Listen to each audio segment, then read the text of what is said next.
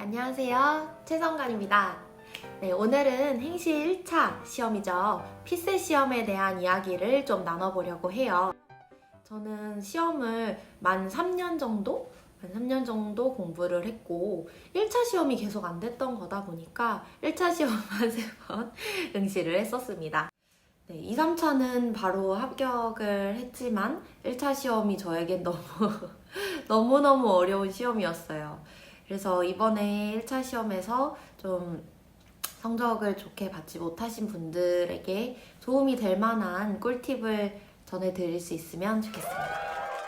저는 사실 시험 공부를 얼마나 오래 하게 될지에 대해서 미리 생각을 못하고 시작을 했거든요. 그랬더니 한 번 시험에 떨어질 때마다 굉장히 충격이 컸어요.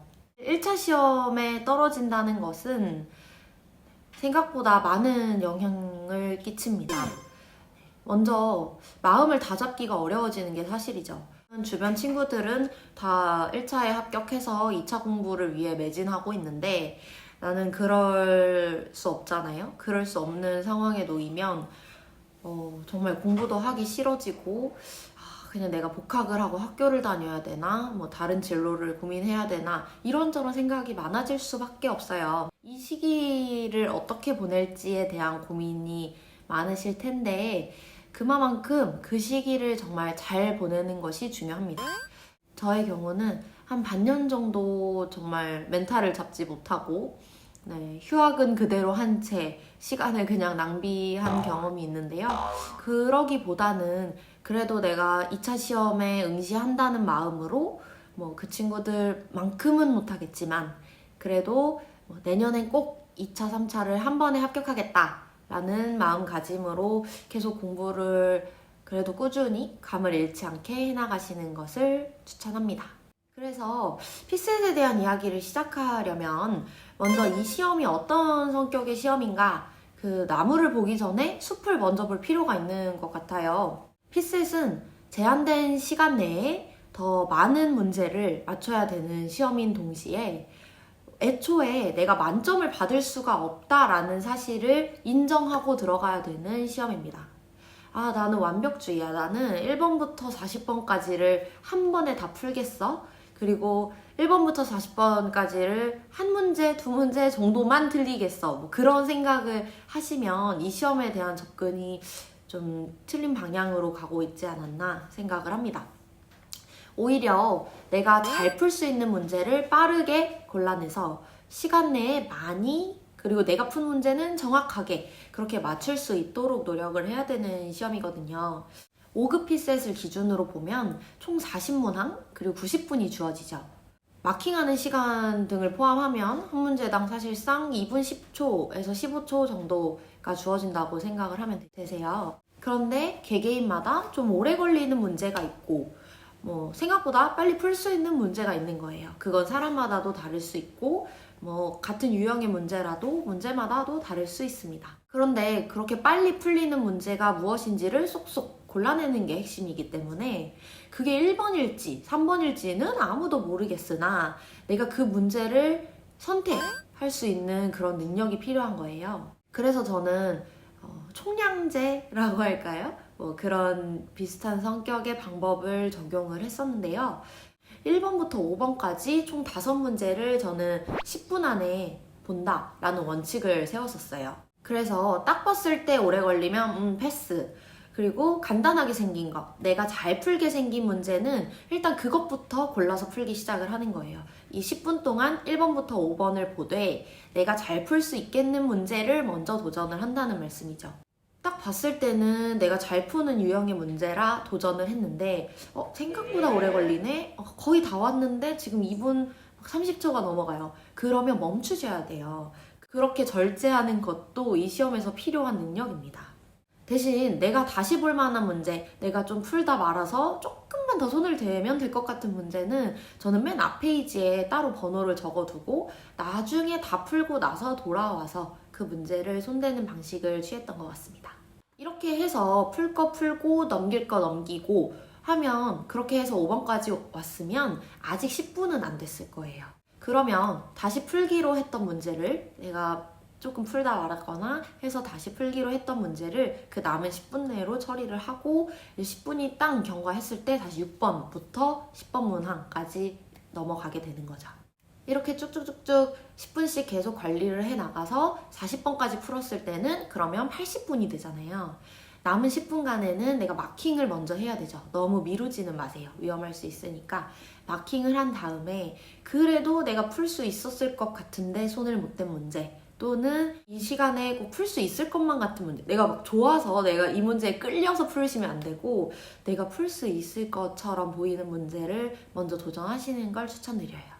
자, 그럼 내가 어떤 문제를 잘 풀 수 있는데요? 그건 저도 모르죠. 그거는 개개인마다 다르기 때문에 내가 어떤 문제를 잘 풀어내고 어떤 유형을 어려워하는지를 습득하는 것이 수험 기간에 해내셔야 할 여러분들의 몫이라고 생각합니다.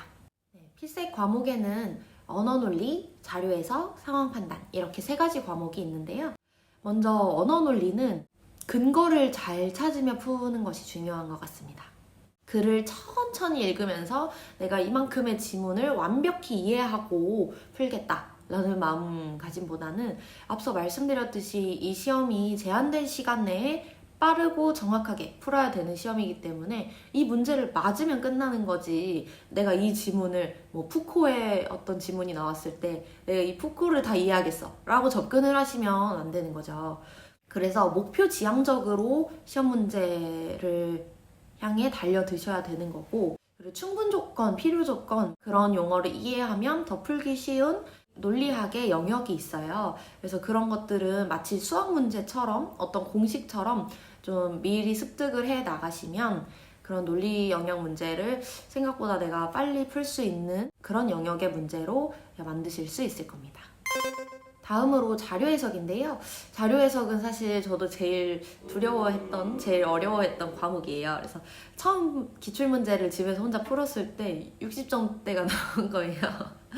그래서 멘붕을 받았던 그런 기억이 있는데, 마지막 시험에서는 자료 해석도 90점대를 받아서 졸업을 했거든요. 그래서 내가 피셋형 인간이 아니야, 그런 생각으로 포기를 하시기보다는 그래도 하면 되는 과목들이다 라고 생각을 하고 좀 노력을 해주셨으면 좋겠어요. 자료 해석 같은 경우는 제가 유난히 부족한 과목인 걸 알기 때문에 더 열심히 준비를 하기도 했지만 좀 필요한 그런 스킬들이 있는 것 같아요.